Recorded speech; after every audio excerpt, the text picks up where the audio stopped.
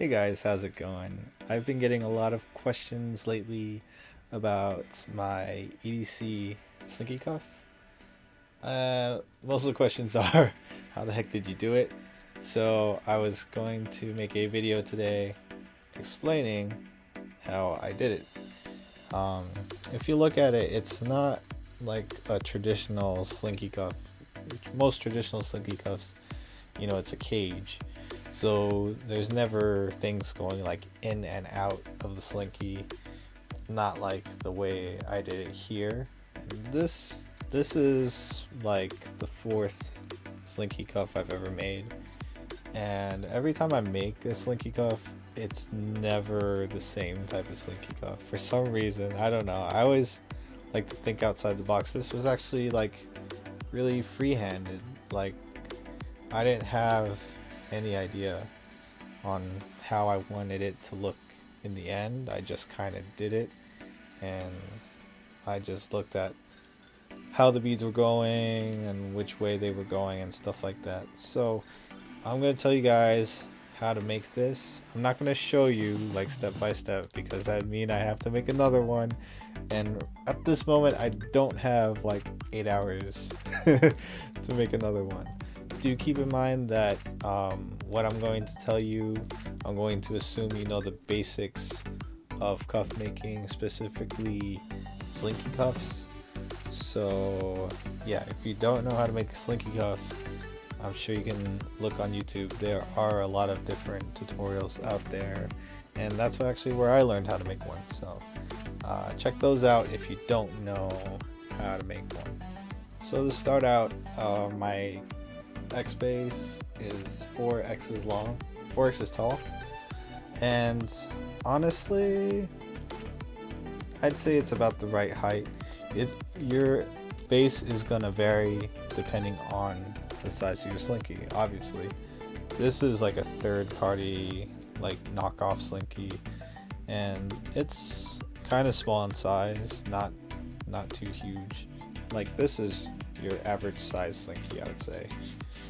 Great. This one I'm saving for something.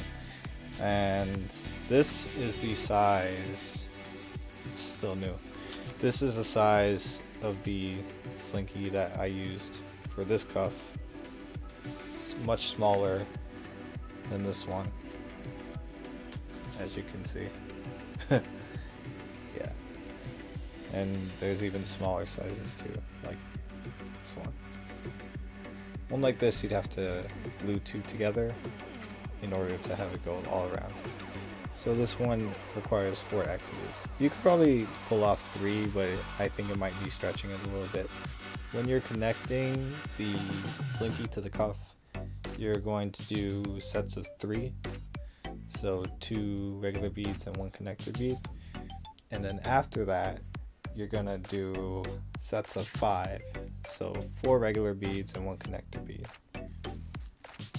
And then where it gets tricky, not tricky, but where it gets interesting is from that new set, you're going to do sets of 7 going up and going down. And then for the top and the bottom parts, you're going 5, and then you're going another 5, and then you're going 7, but you're using that connector bead from the inside as your connector bead for this set. So you would do that on both sides, and then after that, using that same connector bead, you do sets of 9. Yeah, sets of 9, but at that middle connector bead, you're connecting both ends together. So you're connecting the top and the bottom together. Does that make sense? So to recap, for the inside, you're going to do sets of 3 to connect the slinky to the cuff, then sets of 5, and then sets of 7 going up and down. And then for the top and the bottom, you're going to do sets of 5, then sets of 5, another set of 7, but connecting your top and bottom from the middle parts. And then from that same part, you're going to do sets of 9, which will bridge the top and the bottom together. And then if you want, you can put a ring around it. That was not a Beyonce joke.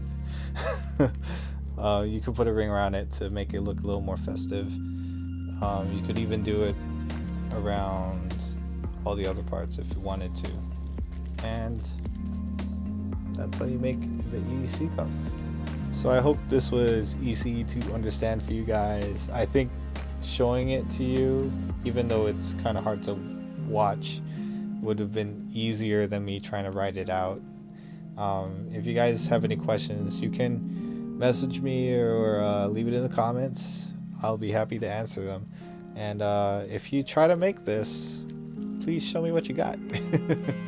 Oh, I should also mention that depending on your cuff heights, that's obviously going to dictate the type of sets of beads that you're going to have to work with. So just play around. This was not like something I planned, you know. This is something that just came out of my mind, and it was just very spontaneous. So and that's how I like to work, and I hope you feel the same. And oh, that's where that went. So yeah, if you guys have any questions, leave them in the comments, send me a message, DM, Gmail, whatever you got. Facebook, we have the Facebook page too. I just noticed that one of the blue beads popped off of the ring, so a little concerning, but whatever, it's okay. Imperfections make things perfect, right? I don't know. Alright, so I'm gonna go. Good luck, guys. If you're gonna make these, good luck, and show them to me. I'd be happy to see them. Alright, bye.